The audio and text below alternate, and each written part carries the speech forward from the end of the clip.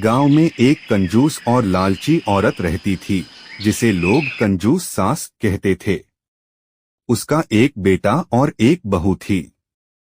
सास अपने पैसे और माल को किसी के साथ बांटना नहीं चाहती थी, इसलिए वो हमेशा बहू को कम खाने और कम खर्च करने को कहती थी। बहू को इस बात का दुख होता, पर उसने अपने ससुर और पति के लिए सब कुछ सहा।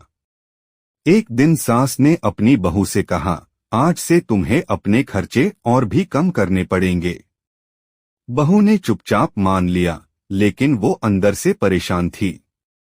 बहू ने सोचा कि अगर वो बिना शिकायत किए अपनी मेहनत और अच्छा स्वभाव दिखाएगी तो शायद उसकी सास का दिल बादल जाए। फिर एक दिन गांव में एक साधु आया जो लोगों के दिल बदलने और उन्हें ठीक रास्ते पार लेने के लिए मशहूर था। बहू ने उस साधु से अपनी कहानी सुनाई और मदद की गुहार की। साधु ने कहा, तुम्हें अपने कर्म पर भरोसा रखना चाहिए और थोड़ा वक्त लगेगा पर तुम्हारी सांस जरूर बादल जाएगी।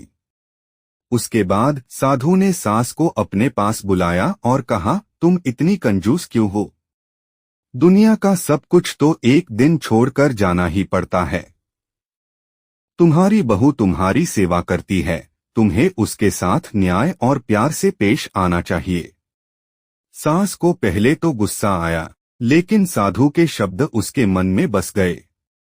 धीरे धीरे उसने अपने व्यवहार में बदलाव लाने का सोचा और अपने धन और माल को अपने परिवार के साथ बांटना शुरू किया। उसके बदलने से उसका घर भी खुशियों से भर गया और सभी सुख शांति से रहने लगे।